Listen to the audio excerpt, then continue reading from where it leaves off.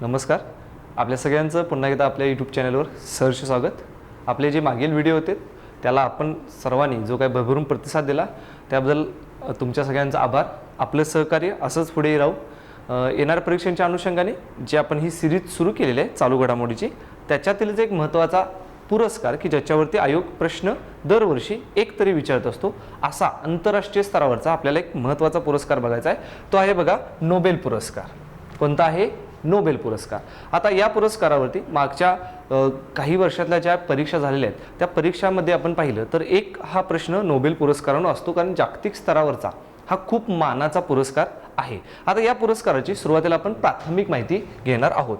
आता यामध्ये बघा हा जो पुरस्कार आहे नोबेल पुरस्कार, तर या नोबेल पुरस्काराची जी काही सुरुवात आहे तर ती सुरुवात कधी झाली, तर ही सुरुवात झालेली दिसते बघा 1901 साली. कधी झालेले आहे? 1901. आता हा अल्फ्रेड नोबेल यांच्या स्मरणार्थ दिला जाणारा पुरस्कार आहे.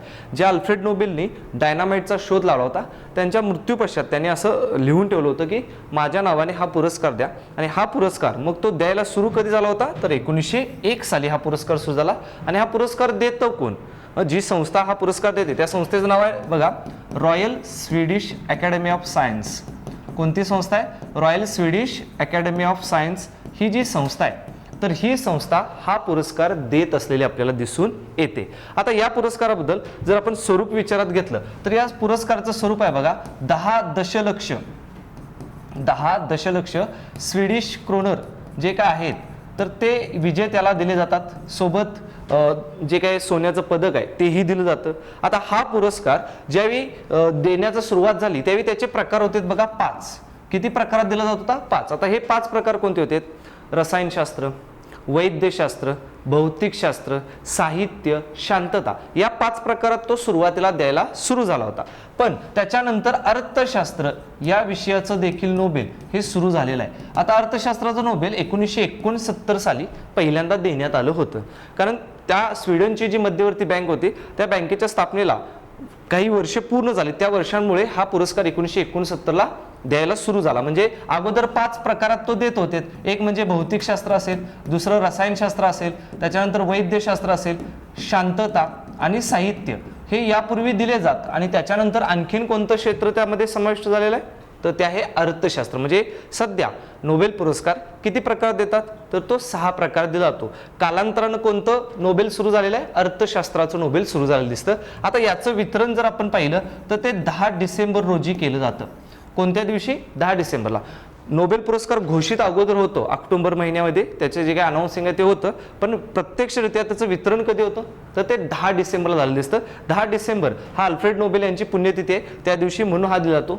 तसं पाहिलं तर 10 डिसेंबर हा जागतिक मानवी हक्क दिन म्हणून आपण सेलिब्रेट करत असलेला दिसतो. आता नोबेल पुरस्कार त्यातला जो शांततेचा नोबेल आहे तर तो ओस्लो जी नॉर्वेची राजधानी आहे तेथून दिला जातो. कुठून दिला जातो? ओस्लो, नॉर्वेची राजधानी त्या ठिकाणून. आणि जे इतर नोबेल आहेत तर ते इतर नोबेल आपल्याला काय दिसतात की स्टॉकहोम या ठिकाणून दिलेले आहेत.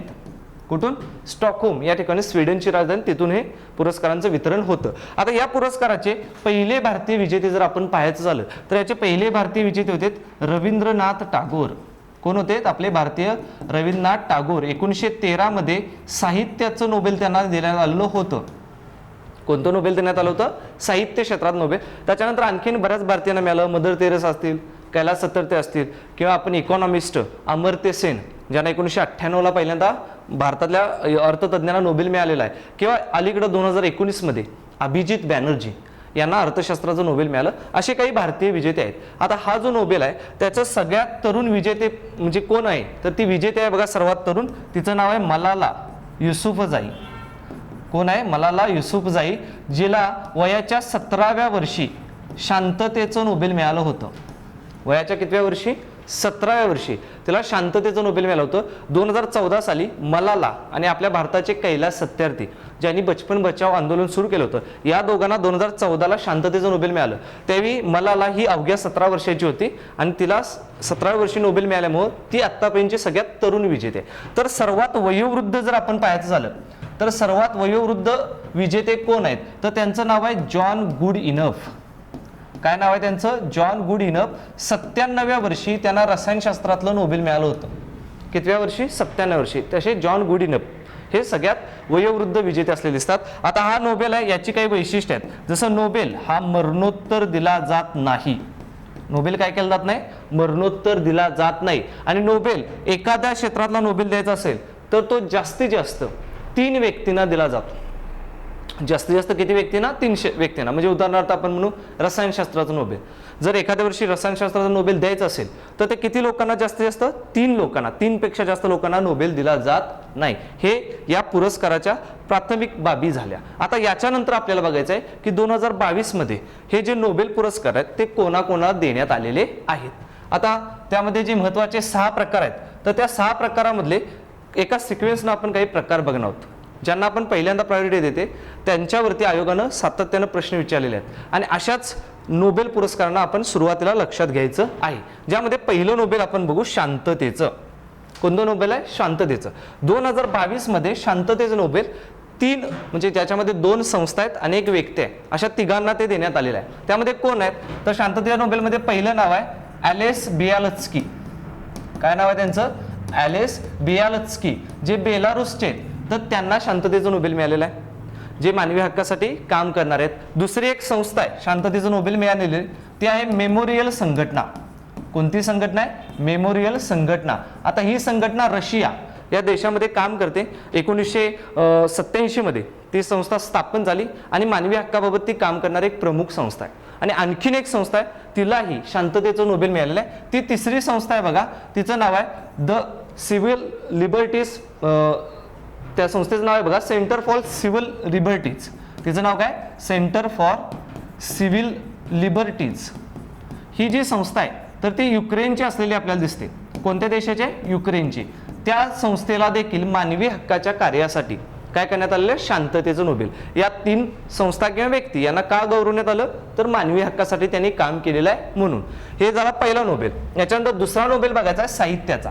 साहित्याचा नोबेल मिळाला आहे ॲना अर्नो यांना.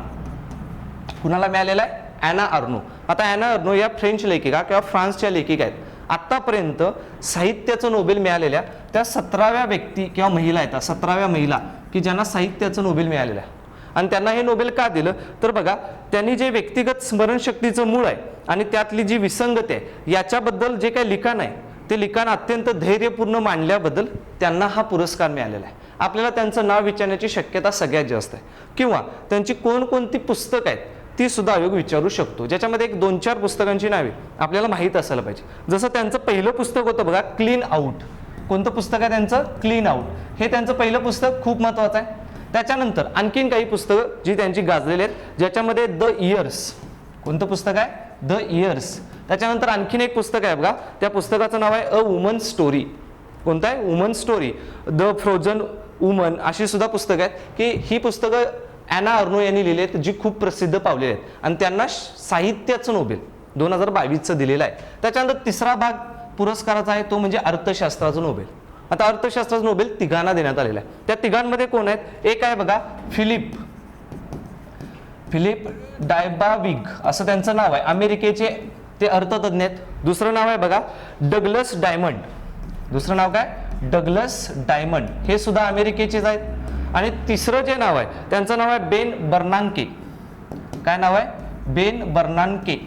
हे सुद्धा अमेरिकेचे आहेत. या तिघांना अर्थशास्त्राचं नोबेल दिलं. आता ते का दिलं ते कारण सुद्धा खूप महत्त्वाचं आहे.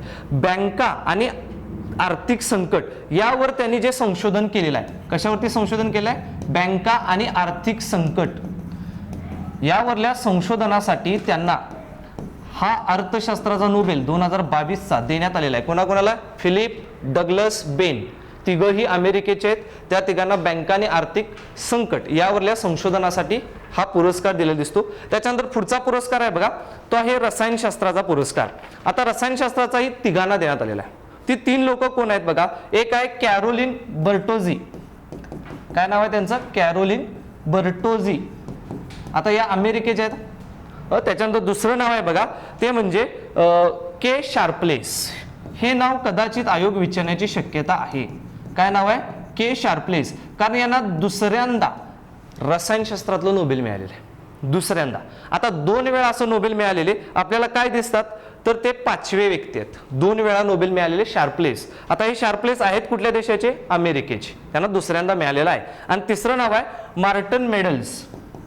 काय नाव आहे? Marton medals. आता हे जे मार्टन मेडल्स आहेत ते आहेत डेन्मार्कचे. कुठल्या देशाचे? डेन्मार्कचे. या तिघांना कुठला? तर रसायनशास्त्राचा नोबेल मिळाला. काय मिळालेला आहे? तर बायो ऑर्थोनेगल आणि क्लिक केमिस्ट्री याच्यातलं जे संशोधन आहे ते त्यांनी संशोधन केलं आणि त्या संशोधनामुळे त्यांनी एक नवीन पद्धत विकसित केलेली आहे. रेणूंना एकत्रितपणे आणणारी स्नॅप पद्धत ही त्यांनी विकसित केली आणि ज्याच्यामुळे जी काही उत्तम प्रतीची औषधं आहेत ते औषधं निर्माण होण्यासाठी मदत झालेली आहे. म्हणून या तिघांना रसायनशास्त्राचं नोबेल मिळालं. त्यातले सगळ्यात महत्त्वाचे व्यक्ती कोण आहेत? के शार्पलेस, ज्यांना 2 वेळा नोबेल मिळालेला आहे. आणि त्याच्या पुढचं अतिमहत्वाच्या नावामधलं एक आहे ते म्हणजे वैद्यशास्त्रातलं नाव. त्यांचं नाव आहे बघा स्वांते पाबो. काय नाव आहे? स्वांते पाबो. स्वीडनचे आहेत की ज्यांना काय करण्यात आलेलं आहे? वैद्यशास्त्राचं काय करण्यात आलं? नोबेल दिलं. का दिलं? होमोमिन्स जे काय जिनोम्स आहेत आणि मानवी उत्पत्ती क्षेत्र आहे याच्यातलं जे त्यांनी संशोधन केलं त्या संशोधनासाठी स्वांते पाबो यांना काय करण्यात आलेलं आहे? वैद्यशास्त्र नोबेल. आणि वैशिष्ट्य बघा, यांचे वडील स्वांत पाबो यांचे वडील त्यांना सुद्धा वैद्यशास्त्रातलं नोबेल मिळालं होतं. म्हणजे पिता पुत्रांना नोबेल मिळालेला आहे. आणि असं घडलेलं आहे किती वेळा? तर हे 8व्यांदा घडलेलं आहे की पिता पुत्र यांना नोबेलनं गौरवलेलं आहे एकाच नोबेलसाठी. असं 8व्यांदा घडलेलं आहे. तर ते कोण आहेत? स्वांत पाबो. आणि राहिला लास्ट जो आहे भौतिकशास्त्राचं नोबेल. तर भौतिकशास्त्राचं नोबेल कोणाला मिळालेलं आहे? तर ॲलेज हे एक आहेत बघा. काय नाव आहे त्यांचं? ॲलेज. दुसरं नाव आहे बघा जॉन क्लॉजन. कोण आहे? जॉन क्लॉजन. आणि तिसरं नाव येतं ते म्हणजे महत्वाचं आहे ते ॲटोन जेलिगर. कोण आहेत? ॲटोन जेलिगर.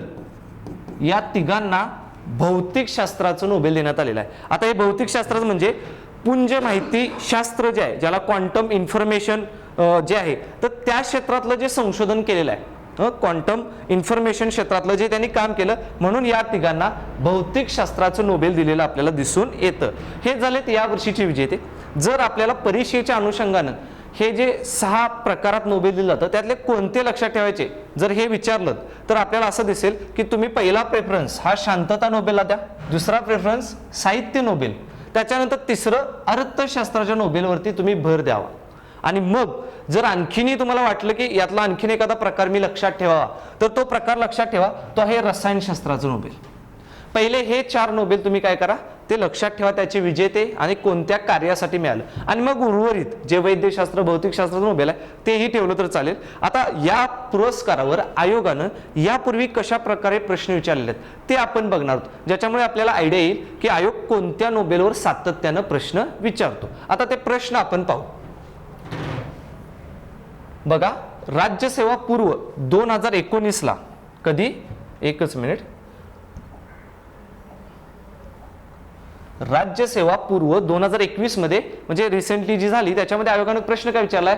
2021 साली शांततेचं नोबेल हे पारितोषिक प्राप्त झालेल्या मारिया रेसा या रॅपलर नावाची काय स्थापना केली आहे त्यांनी. आणि खाली ऑप्शन काय दिले? संगीत कंपनी आहे, साहित्यिक कंपनी आहे, स्त्रीवादी संघटना आहे आणि चौथा ऑप्शन आहे शोध पत्रकारितेतील जे काय त्यांची कंपनी आहे त्यासाठी. आता शांततेचं नोबेलवर आलेला हा प्रश्न आणि ज्या मारिया रेसा आहेत त्या फिलिपाईन्सच्या आहेत आणि त्यांना हा जो शोध पत्रकारिता आहे त्या शोध पत्रकारितेसाठी 2021चा शांततेचा नोबेल मिळाला होता. आणि हाच प्रश्न पुढच्या तांत्रिक पूर्व परीक्षेत पुन्हा रिपीट झाला.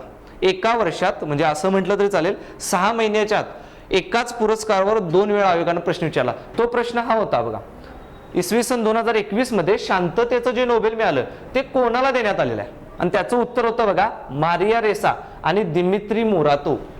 मारिया रेसा फिलिपाईन्सच्या पत्रकार आणि दिमित्री मोरातो हे रशियाचे पत्रकार. या दोघांनी जी काय पत्रकारिता केली ती तथ्यनिष्ठ होती किंवा ती त्याच्यामुळं अशांतता प्रसारित झाली नाही, तर लोकांना योग्य माहितीचं प्रसारण या दोघांनी केलं आणि शांतता प्रसारित झाली, म्हणून त्यांना शांततेचं नोबेल 21 मधलं मिळालं. आणि याच एका नावावरती 2 वेळा आयोगानं एका वर्षात प्रश्न विचारलेला दिसतो. आता त्याच्या पुढचेही काही प्रश्न आहेत बघा. बघा, आता हा प्रश्न आलेला आहे, अर्थशास्त्रातलं नोबेल विजेते आपले जे अभिजित बॅनर्जी आहे 2019ला अभिजित बॅनर्जींना जो काही पुरस्कार मिळाला तर त्यांचा जो प्रवास आहे तर तो प्रवास कालानुक्रम लावा असा आयोगाचा प्रश्न आला होता. आणि हा थोडा लॉजिक बेस्डही प्रश्न होता, सहज सोडवू शकला असता. आता ही वाक्य जर वाचली तर त्यांनी एक योजना सांगितली होती, न्याय योजना, दारिद्र्य निर्मूलन. दुसरं त्यांनी एक ग्रंथ लिहिला होता, गरिबीचे अर्थशास्त्र. तिसरं त्यांना इन्फोसिसचा पुरस्कार मिळाला. आणि चौथं त्यांनी केलेलं जे काय अध्ययन आहे किंवा त्यांचं क्वालिफिकेशन आहे, शिक्षण, त्याच्याबद्दल. आता या गोष्टी जर कालानुक्रम लावायच्या झाल्या तर यातलं पहिली गोष्ट काय येऊ शकते की त्यांचं पहिलं शिक्षण झालं असणार आहे. म्हणजे याचा अर्थ पहिल्यांदा त्यांनी शिक्षण घेतलं, म्हणजे हा ऑप्शन पहिल्यांदा यायला पाहिजे. म्हणजे बघा, ड ऑप्शन पहिल्यांदा आलेले किती पर्याय आहेत, तर 2 पर्याय आहेत, बरोबर आहे. मग त्याच्या पुढचा भाग आहे की अलीकडं 2019ला ज्यावेळी आपल्याकडे निवडणुका झाल्या होत्या लोकसभेच्या, त्यावेळी काँग्रेस पक्षाने एक योजना आणली होती, न्याय योजना. आता ही योजना अभिजित बॅनर्जींच्या ह्याच्यानुसार होती, विचारसरणीवर आधारित होती. तर याचा अर्थ होऊ शकतं काय की अलीकडल्या काळात घडलेली घटना कोणते, तर दारिद्र्य निर्मूलनासाठी सुचवलेली न्याय योजना. म्हणजे पहिल्यांदा त्यांचं शिक्षण असलेलं ड हा ऑप्शन असणार आहे 2, आणि शेवटी काय असणार आहे, अ हा ऑप्शन. जर आपण तसं पाहिलं तर हा ऑप्शन काय येतो, बरोबर येतो. 2 नंबरचा ऑप्शन काय येतो, बरोबर येतो. त्याच्या पुढचा प्रश्न बघा, 2017चा शरीर विज्ञानशास्त्र अथवा वैद्यशास्त्र, ज्याला आपण म्हणतो की फिजिक्सचं जे का नोबेल आहे, तर ते नोबेल कुणाला देण्यात आलं, या विजेत्यांमधला एक विजेता कोण आहे असं विचारलेलं आहे. तर त्याचं उत्तर आहे बघा, मायकल डब्ल्यू यंग. म्हणजे आयोगानं नोबेल कोणते पुरस्कार विचारलेत हे आपल्याला लक्षात येतं. त्याचा पुढचा एक नोबेल आहे बघा.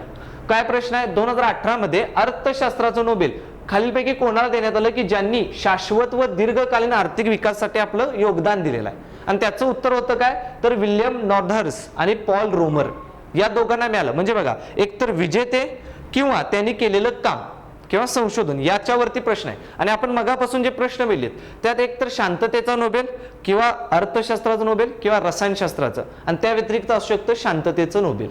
आता हा एक प्रश्न आहे बघा की मलाला युसुफजाई ज्या पाकिस्तानमधल्या आदिवासी क्षेत्रात दहशतवाद विरोधी लढाई त्यांनी धैर्यानं सामोरे गेल्या, तर त्यांना काय करण्यात आलेलं आहे, नोबेल मिळालेला आहे. आणि त्या सगळ्यात तरुण विजेत्या, तर वयाच्या कोणत्या वर्षी त्यांना हा नोबेल मिळाला, आणि त्याच्यामध्ये पर्याय दिले, 17 वर्ष, 21 वर्ष, 25 वर्ष, 29 वर्ष. आपण मगाशीच पाहिलं की वयाच्या 17व्या वर्षी मलाला युसुफजाई यांना काय मिळालं, नोबेल पुरस्कार. आणि त्या सगळ्यात तरुण विजेते आहेत.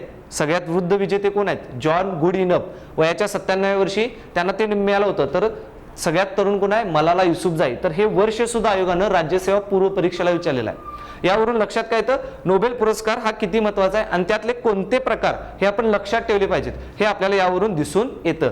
अशाच पद्धतीची आपण माहिती ही आपल्या येत्या काही जी काही यूट्यूब सिरीज आहे त्या सिरीजच्या माध्यमातून आपल्यापर्यंत पोहोचवणार आहोत. तर आपण जास्तीत जास्त हा आपला व्हिडिओ व्हायरल करावा, आपल्या चॅनेलला सगळ्यांनी सबस्क्राईब करावं आणि ही माहिती इतरांपर्यंत पोहोचवण्याची जबाबदारी ही सर्वांनी घ्यावी. धन्यवाद.